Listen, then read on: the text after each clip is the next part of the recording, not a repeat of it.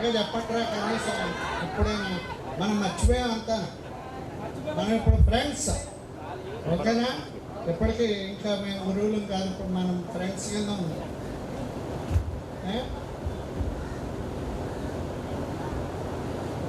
మీ అందరికీ కూడా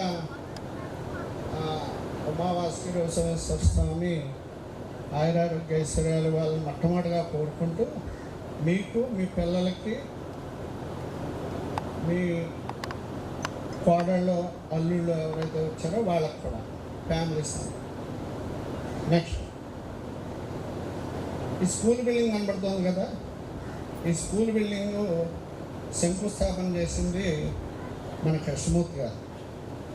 ఆవేళ తెల్లవారుజామున 3 గంటలకి బాపన్న గారు, కృష్ణారెడ్డి గారు, నేను ఇంకో 4 టీచర్లు వచ్చి ఆవేళ ఇక్కడ శంకుస్థాపన చేయించి ఆ బిల్డింగ్ అప్పుడు విద్యార్థి దగ్గరుండి కట్టించింది స్ట్రాంగ్గా.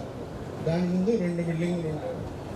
ఒకటి మీ క్లాసులో పేరున్నటువంటి బులివెలమ్మ భవనం, మీ అందరికి గుర్తుందో లేదో. దాని ముందు ఒక పాత బిల్డింగు, దాని ముందు సరస్వతీదేవి విగ్రహం. మొట్టమొదట 88 ఆగస్టు 28ని స్కూల్కి వచ్చాను నేను. వచ్చిన రోజుని ఆ వెనకాల తలుపు ఉండేది. ఆ వెనకాల తలుపులోంచి లోపలికి వస్తుంటే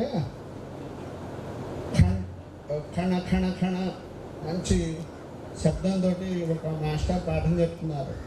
ఆయన పేరు నాకు తెలియదు, కానీ అప్పుడు ఆయన ఇంగ్లీష్ పాఠం చెప్తున్నారు, బ్యాంగిల్ సెల్లర్స్. అందులో పద్యం ఆయన చెప్పారంటే కనుక బ్యాంగిల్ సెల్లర్స్ పద్యం చెప్పడానికి ఆయన సేకరించినటువంటి ఒక గాజుల బాక్స్ తీసుకొచ్చారు. బ్యాంగిల్ సెల్లర్స్ అంటే మీకు అర్థమైంది కదా, గాజులు అమ్మేటటువంటి వర్తకుడు అన్నమాట. అయ్యి బాబు ఇలాంటి మాస్టర్లు ఉన్నారు, మనం పని చేయగలమో పని చేయలేము అని చెప్పేసి అని లోపలికి వచ్చాం.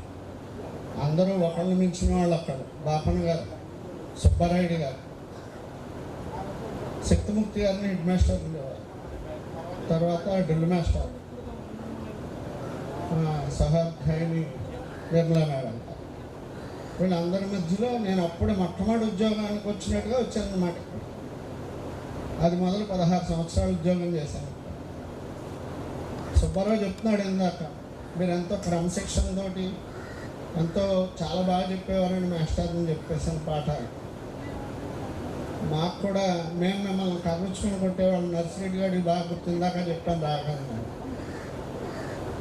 ఇక్కడ పరువు వేరేస్తాం, ఎదకోట సుబ్బారావు వీళ్ళందరూ దెబ్బలు తినవాళ్ళే. ఇప్పుడు అవన్నీ మర్చిపోదాం సార్. మాకు ఒక ఆయన బెత్తం పుచ్చుకుని వచ్చేవారు. ఒక ఆయన 10:10 అసెంబ్లీ అంటే ఆయన 9:30 వచ్చేవారు మా ఆఫీసర్ గారు అనుకుని. ఆయన పేరు పి శ్రీమన్నారాయణ రావు. ఆయన వచ్చాడు అంటే మాకు ఆయన వేళ రేపు వస్తాడంటేనే దడదలు ఆడిపోతూ ఉండేదన్నమాట. ఆయన పాఠం, ఆయన సాటిస్ఫై అయినట్టు పాఠం చెప్పగలిగితేనే మేము జాగ్రత్తగా స్టాఫ్ మీటింగ్లో చివరిని తిట్లు తినకుండా కూర్చునేవాళ్ళం. లేకపోతే అందరి ముందు ఓ వాయిస్ వాయించేవాడు. అందుకని మేమందరూ కూడా ముందు మేము క్రమశిక్షణ నేర్చుకుని, ఆయనతో పాటు ఇంకొక జుత్తిల హై స్కూల్లో నా మొదటి జీతం 1,057 రూపాయలు. టీ అకౌంట్ మొట్టమొదటి నెల కట్టలేకపోయానని కేశవరెడ్డి అనే అబ్బాయి టీ పట్టుకొచ్చేవాడు ప్రతిరోజు టీచర్లకి. నేను మొదటి నెల జీతంలో కట్టలేకపోయానని అప్పుడు హిందీ మేడం గారు నాగరత్నం గారు ఉండేవారు కదా, ఆవిడ కట్టారన్నమాట. మా జీతం అప్పుడు 50,000 40,000 లేవు. రిటైర్ అయిన తర్వాత లక్షల మీద తీసుకున్నాను, 1 lakh అబౌవ్. కానీ మొట్టమొదటి జీతాలు అందరికీ కూడా చాలా తక్కువ. ఇందాక విషయం నిర్మల్ గారి గురించి చెప్పలేదు నేను. నిర్మల్ గారు వాళ్ళ మరిది, వాళ్ళ అబ్బాయి, వాళ్ళ అమ్మాయి ముగ్గురు కూడా మన స్కూల్లో చదివారు. ఆవిడ నేను కూర్చొని మీరు 7th క్లాస్ పబ్లిక్ రాశారు, మీ పిల్లలకి చెప్పండి ఎప్పుడైనా. పబ్లిక్ పరీక్ష రాశారు 7th క్లాస్. ఆ నామినల్ రోల్స్ ఆవిడ చాలా సహాయం చేసేవారు. ఆవిడ మేము ఇద్దరు కూర్చొని రాసేవాళ్ళం అన్నమాట. చాలా జ్ఞాపకాలు ఉంటాయి ఇలా మాట్లాడుకుంటూ. టైం సరిపోదని చెప్పేసి వదిలేస్తున్నాం మిమ్మల్ని. జాగ్రత్త.